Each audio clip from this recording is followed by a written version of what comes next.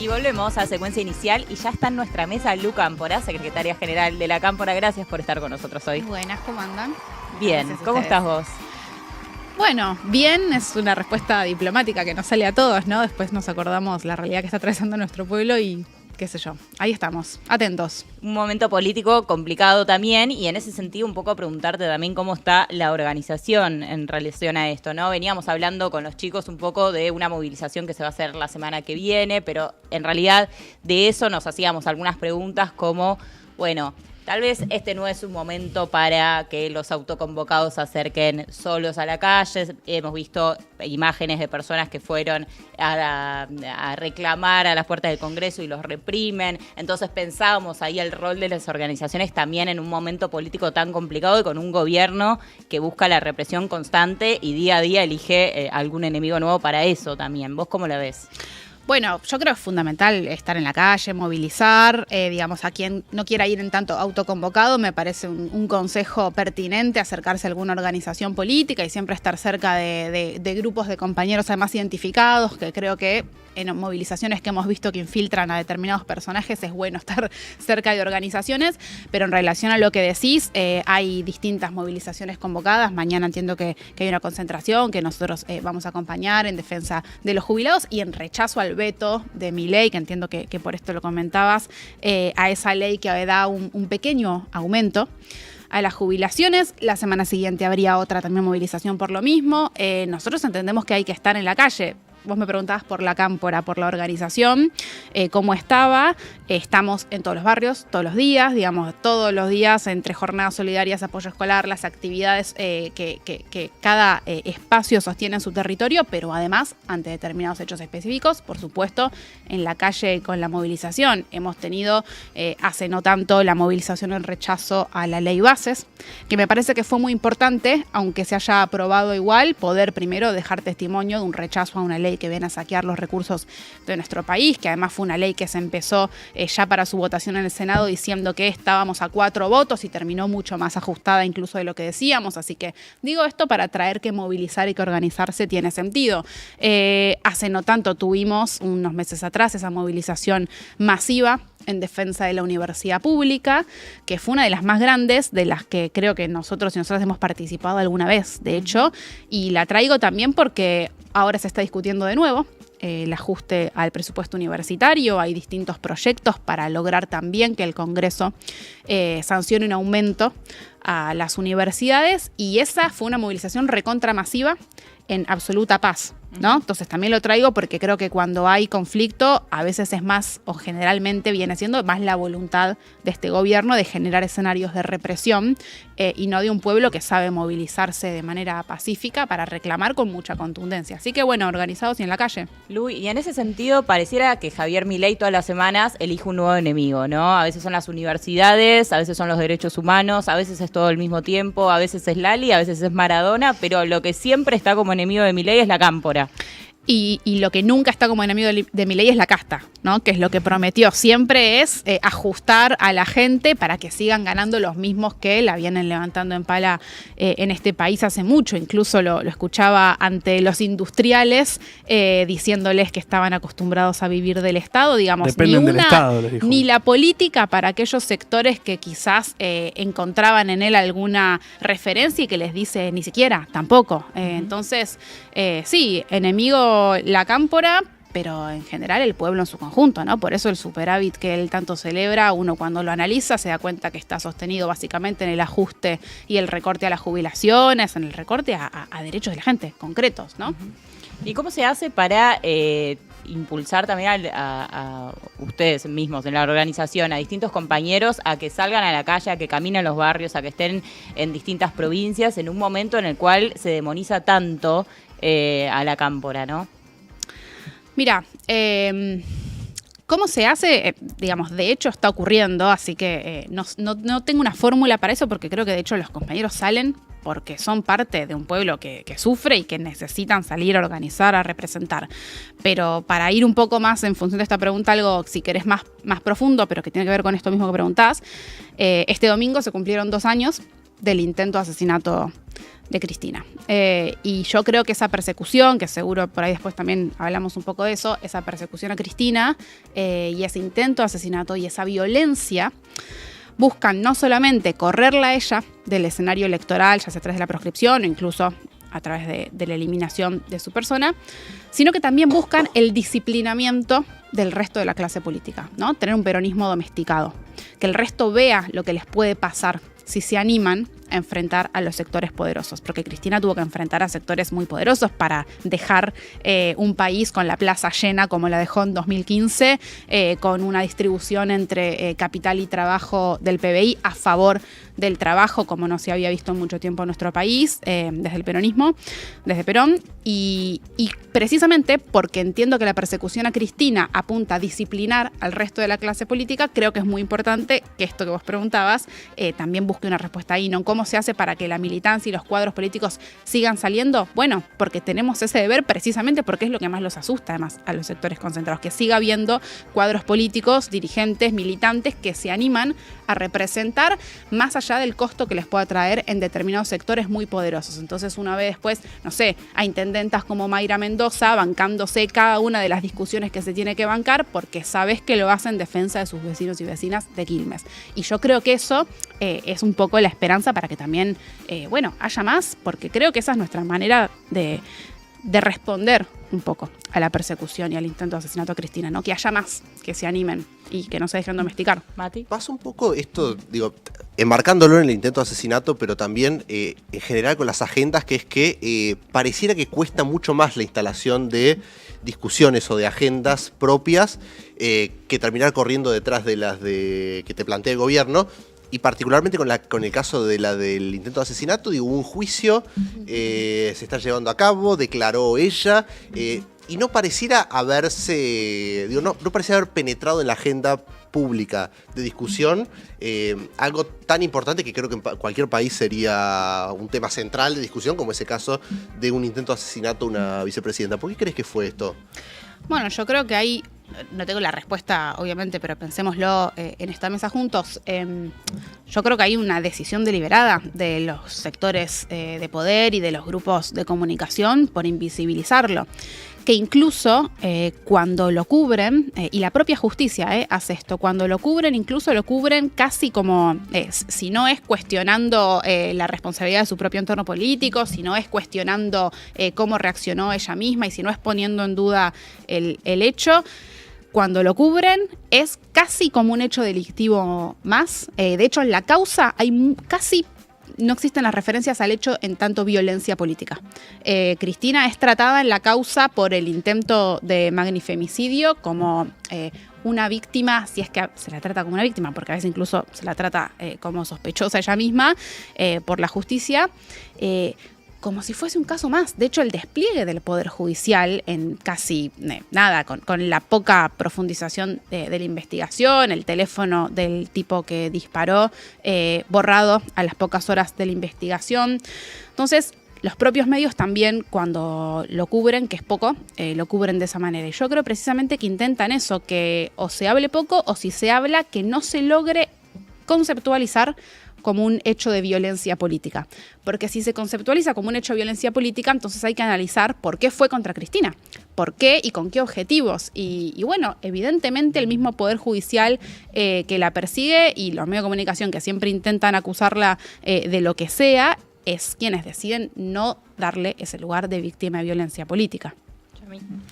Yo vuelvo un poco a lo anterior, a los compañeros dirigentes y militantes que están en la calle, que están en los barrios y demás. A mí me pasa algo que en cuanto a demonización de la cámpora, que yo veo ya no de dirigentes del peronismo, sino de militantes de otros espacios, que hay una cuestión de la cámpora que está haciendo y qué sé yo, y uno que capaz está más en tema. Yo todos los días veo en redes que jornada de tal cosa en tal lado, jornada de tal otro en tal lado. ¿Por qué crees que pasa eso? Y si pasa, ¿cómo se revierte? Bueno, a nosotros nos pasa algo que no hay militante de la cámpora que no lo haya vivenciado, que es que de pronto estás haciendo una actividad solidaria en el territorio de militancia que elija, ya sea el barrio, sea la facultad, sea el centro de estudiantes, y de repente aparece aquel vecino o ciudadano al cual estás interpelando y ante tu buena acción te dice... Hijo de puta. No iba a decir eso, Yami, iba a decir, no pareces de la cámpora. Entonces uno dice, bueno, capaz la cámpora es más parecida a esto que estás conociendo que a lo que te está diciendo Clarín, Claro. que es la cámpora.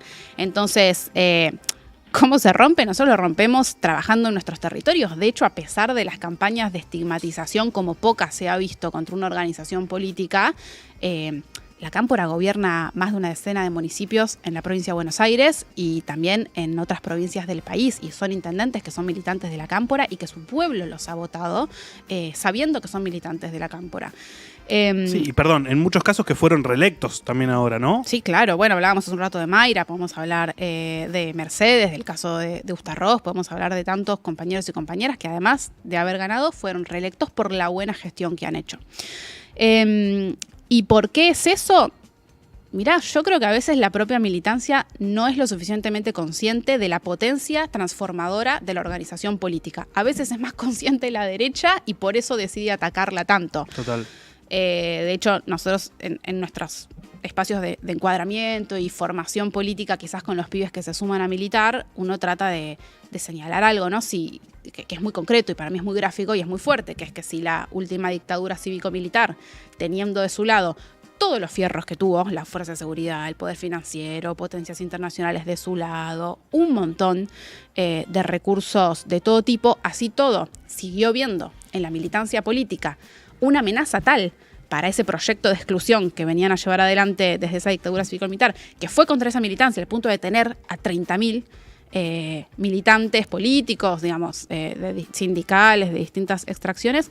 Bueno, es porque entonces la militancia sí tiene una potencia para transformar las cosas. Entonces, yo ante las campañas de estigmatización y de demonización solo veo una ratificación de nuestra propia potencia, y incluso en el señalamiento específico a la cámpora, a veces digo, y la verdad que esto solo habla de nuestra trascendencia política, porque peor sería la indiferencia o la intrascendencia.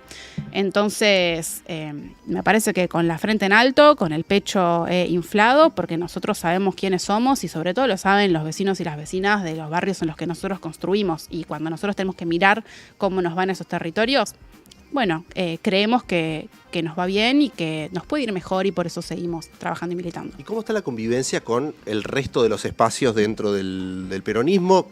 Venimos de una semana donde, digo, si uno veía solamente Twitter, bueno, era tuit de Cristina contra lo que había dicho Mayans, después al otro día tuit de Mayra Mendoza que le tiraba a Cristina Álvarez Rodríguez, tuit de Guado de Pedro contra Massa. Creo en algún punto también, sobre todo en el último gobierno, quedó una imagen también de la cámpora como vinculada a internas políticas dentro del peronismo. ¿Cómo está esa convivencia y esa relación hoy a partir de estas cosas que nosotros veíamos la semana pasada? Lo que pasa es que en relación al último gobierno, el asociar determinados posicionamientos de la cámpora con internas, sí, para mí es un problema de enfoque, porque precisamente para no responder esos cuestionamientos de contenido, de medidas, sí, que expresábamos nosotros durante el último gobierno, incluso siendo parte, pero tratando de decir, che, creemos que esto hay que hacerlo de otra manera, se veían o se intentaban traducir en clave de interna, yo creo que para no responder a la discusión de ideas. Cuando sí, Máximo Kirchner renuncia a la presidencia del bloque, no así a su rol, ¿viste? No se va, no abandona. Renuncia a la presidencia en rechazo al acuerdo con el fondo. Eso se tradujo en clave de interna política y ahí había un planteo sobre qué era ese sí, acuerdo y que tenía que ser mejor.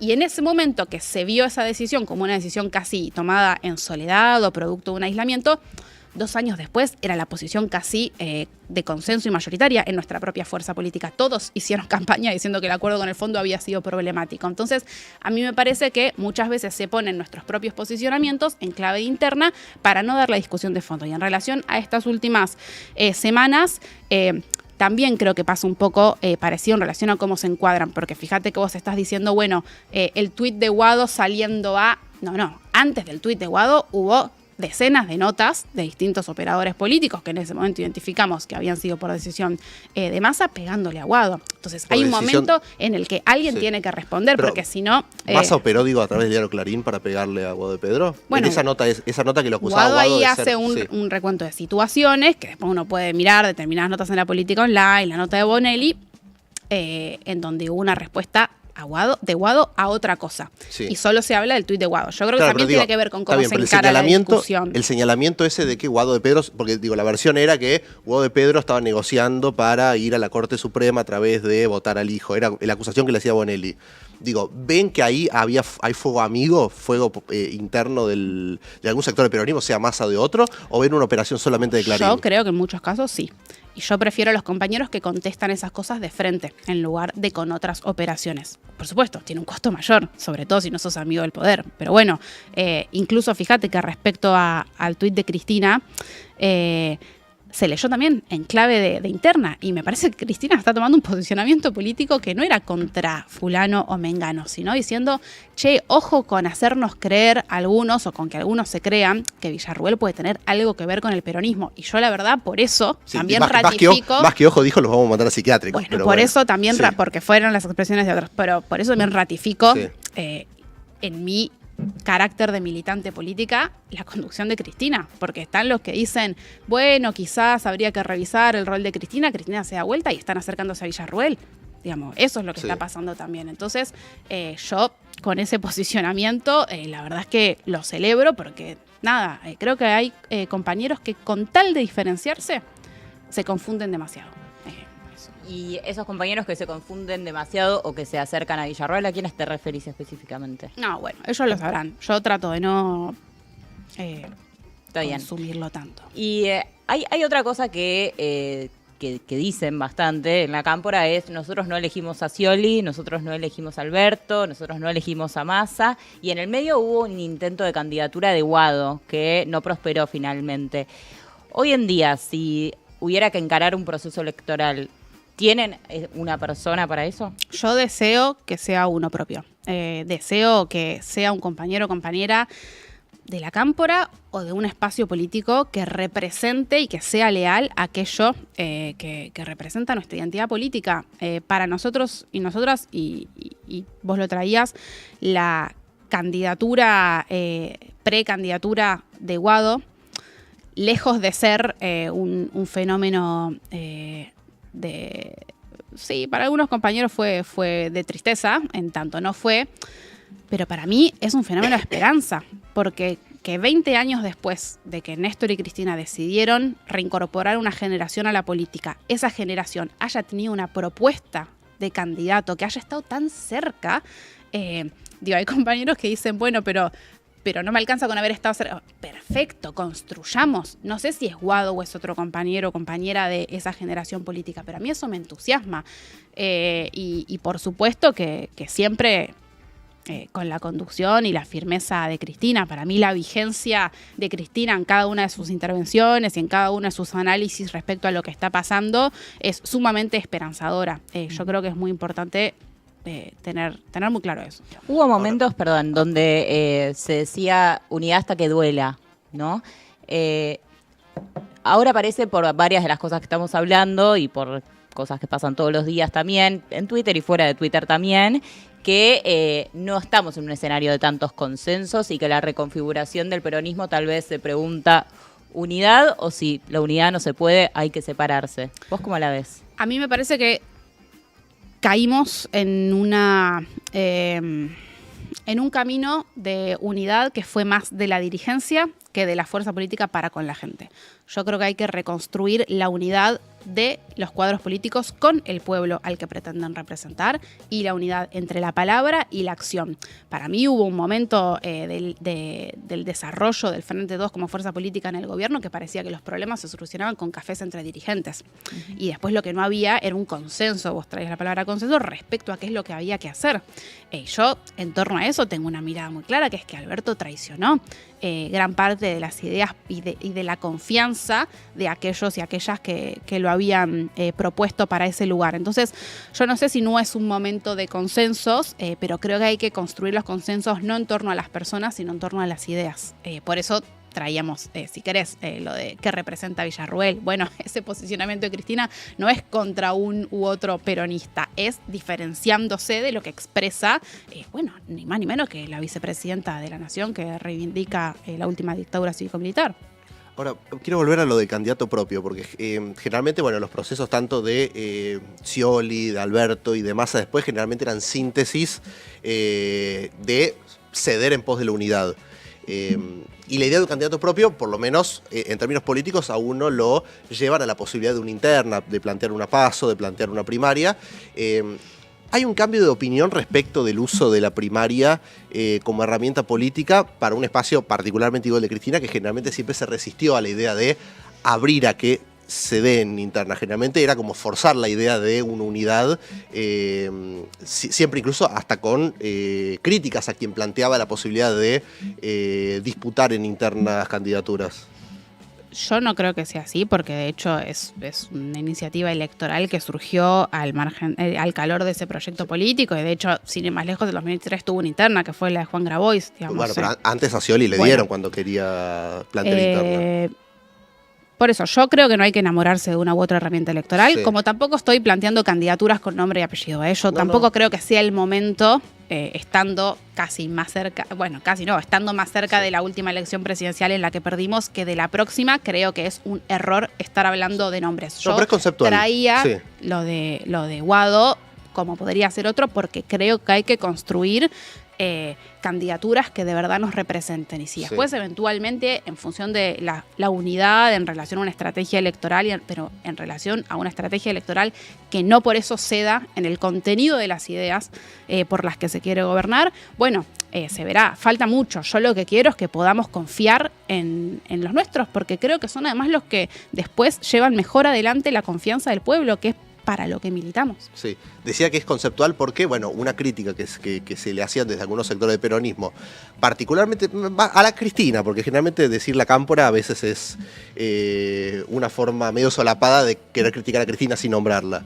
Pero esto, digo, esta cuestión de plantear que las elecciones eran a dedo de los candidatos, ¿ven así que ha sido la historia de estos últimos años del peronismo o que lo ven distinto? No, yo veo que hay compañeros y compañeras a los que cuando el dedo no lo señala a ellos, de repente les parece una mala metodología. Nada más. Alberto, por ejemplo. Porque Bueno, Alberto hizo campaña en la última elección contra el dedo, con esta contradicción de que él había sido... Sí, menos mal que el dedo que pesó no fue el de él, porque si no el candidato hubiese sido Scioli, Sí. ¿no? Que hoy es funcionario de Milei. Chami. No, pienso en esto que decías de retomar un poco la relación o el acuerdo entre dirigencia y pueblo. Y yo hago una reflexión, ¿no? Que es, me parece que está claro que Milei surge en parte después de las decepciones que fueron Alberto y Macri antes. Digo, para una generación como es la mía, por ejemplo, la gente que pasamos a la adultez en ese rango de tiempo. Ahora, hay una generación que va a pasar la adultez ahora y va a estar decepcionada con Milei. ¿Cómo vamos a buscar a esos pibes desde el peronismo? Central, porque creo que nuestro desafío es que cuando esos pibes se decepcionen para con Milei, no se decepcionen de la política en su conjunto. Y es un desafío difícil, porque vos traías lo de los 8 años de frustraciones, yo lo comparto. Hace mucho Cristina habló de la insatisfacción democrática. Y yo creo que es cierto que hay una percepción en función de la propia experiencia en estos últimos 8 años de que la política no está logrando transformar efectivamente la realidad de las personas, como sí lo hizo durante los gobiernos de Néstor y Cristina. No la está logrando transformar para bien. Entonces vamos a tener que hacer grandes esfuerzos porque se vuelva a ponderar a la construcción política, como se lo hacía en otro momento, como una herramienta para resolver los problemas, porque si no lo que va a pasar es que van a dominar las fuerzas en función de los poderes económicos que nadie elige. Entonces puede ser que aquellos a los que elegís no hayan cumplido con tus expectativas, pero peor va a ser cuando las cosas las decidan aquellos que no miden su poder en función de los votos, y esos son los poderes económicos. Y hoy vemos acá al lado, en Brasil, a un presidente electo democráticamente, como es Lula, intentando discutir con el dueño de una corporación, de Twitter, de Tesla y demás, que se le planta a un Estado, que se le planta a un funcionamiento democrático en relación a mecanismos básicos como que responda un par de oficios de la justicia. Entonces yo sí creo que estamos ante un desafío. muy importante para ponderar la política como herramienta de transformación y que para mí el camino para eso tiene que ver con reconstruir la unidad entre la palabra y la acción, con que los ciudadanos y ciudadanas identifiquen que aquellos a quienes votan hacen aquello que dicen. Te quiero hacer una pregunta vinculada a algo que veníamos hablando hace un rato que tiene que ver con la última derrota del peronismo, pero también sabemos que en los meses siguientes y cuando asumió Milei, bueno, empiezan todas estas internas, empieza a hablar de la reconfiguración del peronismo, hasta hace unas semanas y todavía se sigue hablando de la denuncia de Fabiola Yáñez contra Alberto Fernández. Digo, el peronismo está en un momento complicado y en ese sentido te quiero preguntar, si el peronismo volviera a ganar unas elecciones, ¿tiene un programa? ¿Está preparado? Justo ayer discutimos muchas horas con varios compañeros sobre la cuestión del programa. Yo creo que hay que poder plasmar más concretamente algunas de nuestras propuestas, soluciones, medidas para determinados problemas estructurales. Cristina viene diciendo que hay que construir, acá sí, un consenso de amplias fuerzas en torno al problema de la deuda con el Fondo Monetario Internacional, en tanto al problema de la economía bimonetaria, en tanto una cantidad de variables económicas para las cuales hay que tratar de enarbolar más concretamente soluciones. Yo también creo que el peronismo tiene que poder construir de cara a la gente propuestas un poco más específicas en torno a problemáticas que quizás existieron siempre, pero que se han profundizado y que además tienen nuevas modalidades, ¿no? El acceso a la vivienda, la distancia que hay en torno a la expectativa a la hora de conseguir un laburo con la oferta de laburos disponibles. Y acá no estoy hablando solamente del desempleo, estoy hablando de cuáles son los laburos a los que puede acceder un pibe o una piba que quizás distan mucho de aquello con lo que sueñan y cómo las nuevas tecnologías incluso influyen en esa oferta laboral. Creo que hay que discutir también cómo nosotros y nosotras, hablando de la tecnología, nos relacionamos como sociedad con una tecnología que nos está, y yo soy profundamente usuaria, no tengo un discurso anti redes sociales ni mucho menos, pero sí creo que no estamos midiendo de manera consciente el impacto que tiene en nuestras propias ansiedades, en nuestra propia salud mental, en nuestra forma de vincularnos, en nuestra capacidad de perseguir nuestros propios deseos y habitar nuestras frustraciones. Entonces me parece que algo de eso, que tiene que ver ni más ni menos que con la felicidad del pueblo y con el volver a hablar de deseo, creo que el peronismo tiene que poder caminar. Lo que no quiere decir que no sepamos o que no tengamos un trayecto porque tenemos una doctrina, porque tenemos banderas y porque tenemos el ejemplo muy reciente de lo que fueron los gobiernos de Néstor y Cristina. Yo creo que al gobierno del Frente de Todos le faltó kirchnerismo en la ejecución de muchas de sus decisiones o en la sola idea de animarse a tomarlas. Entonces, quizás sí, tengamos que enarbolar más concretamente un programa, pero sobre todo necesitamos coraje, dirigentes con coraje. ¿Hay una instancia ya armada para que se den todas estas discusiones, para que se pueda acordar tanto un programa económico como un programa de gobierno, o hay que todavía construir esa instancia? Mira, yo formo parte de una organización política que intenta tener algunas de estas discusiones en su seno. Por supuesto que hay que construir algo más amplio. Entiendo que hay distintas experiencias. Bueno, la escuela Néstor Kirchner, digamos, hay distintos espacios y también hay muchas iniciativas y muchas propuestas y programas que hay compañeros que le acercan a Cristina, digamos. Me parece que hay algo de eso que no sé si es un espacio a modo de cabildo abierto, que también podría existir, o por lo menos podría existir respecto a temáticas específicas. Hay compañeros pensando instancias como un congreso pedagógico para intentar repensar cuáles son las propuestas que nosotros tenemos para no defender la educación pública diciendo solamente defendemos la educación pública, sino intentando plantear algunas de las cosas que creemos que la gente desea también, que la educación pública resuelva mejor. Si la pregunta es si hay un gran plenario abierto de discusión del programa, entiendo que por el momento no tendría fecha. Lugo, sos joven, sos mujer, sos una... Hay que dejar de robar con eso. ¿Cómo? Pero pará, no, sí. Tenés 30. Bueno, que más o menos estamos todos acá. Escúchame, ¿cuánto tiene Lustó y sigue robando con la de dirigente joven? O sea, vos tenés esto. No, si yo me siento joven, vos sos joven. Listo, perfecto. Cerremos en ese consenso. Lo que pasa es que vengo a una reunión con los secundarios de mi organización y no me da venir acá y decir eso. O sea, que hay gente de 23 años. O sea, sí, hay gente que acaba de dar el alta de monotributo. Si vamos en relación a la política promedio, puede ser, sí, obvio. Bueno, dicho eso, Y pensando un poco en la renovación también, y en la política, y en la renovación también del peronismo, ¿no? En una época donde de pronto escuchamos algunas personas diciendo, no, hay que volver a la doctrina, hay que volver a los valores, hay que volver para atrás, y uno se imagina hombres con habanos, ¿viste? Bigotes con olor a Peronismo pucho. sin minitas. Claro. ¿Cómo Café ves? jarrito. Claro, también todo. Negro. ¿Vos cómo ves esa renovación? ¿Qué tiene que tener una renovación? ¿Qué tiene que tener una renovación? A mí me parece que nosotros tenemos una base doctrinaria que es muy contundente y una experiencia de gobiernos que han sido verdaderamente transformadores, digamos, durante los gobiernos de Juan Domingo Perón y durante los gobiernos de Néstor y Cristina. Lo que creo es que tenemos que poder traducir esas banderas en clave de respuesta a muchos de los problemas que hoy quizás son novedosos en algunos aspectos.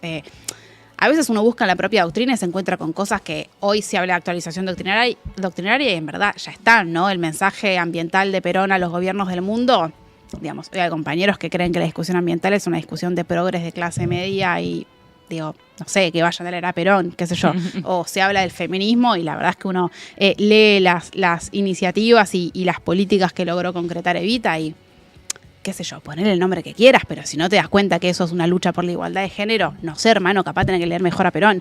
Yo creo que las respuestas están en nuestra propia doctrina, sí creo que hay que poder traducirlas mejor, porque cuando un pibe o una piba entiende que le hablan de justicia social y que eso es un concepto que se refiere, como arrojaron algunas encuestas, a la justicia por mano propia, tenemos un problema de consignismo, en todo caso, no de qué representa esa consigna. Bueno, me parece que hay un ejercicio interesante para la militancia en cómo se revincula con una porción de la sociedad a la que aspira a representar y a la que creo que le tiene que hablar mejor.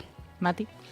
Digo, de cara a... Está bien que estamos, vos dijiste, más cerca de las elecciones anteriores que de las próximas, pero lo que se viene en el medio son las intermedias, en las que el propio gobierno está planteando esto de, bueno, se juega todo acá, se juega si dependemos de los sectores que llaman dialoguistas o si nosotros podemos instalarnos como fuerza política de cara a eso.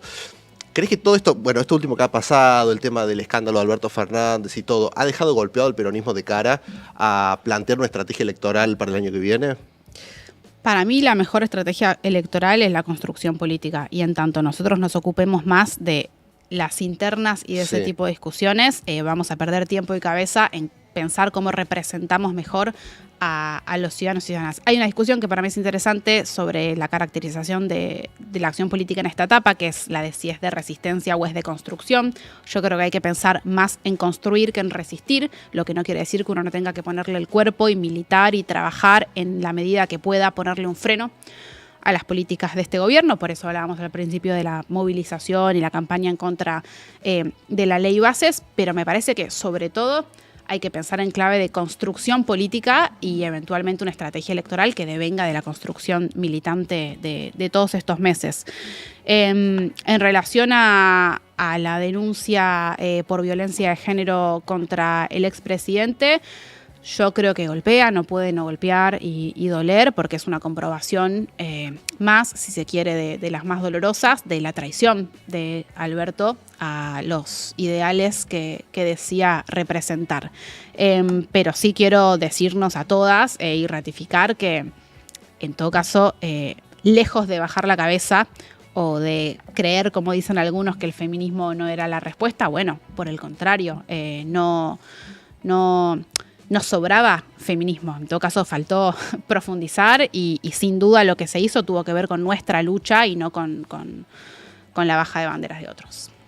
Lu, muchas gracias por habernos acompañado y estás nuevamente invitada cuando quieras. Bueno, muchas gracias a ustedes y felicitaciones por el programa. Gracias. Nos vamos a una pequeña pausa y ya volvemos.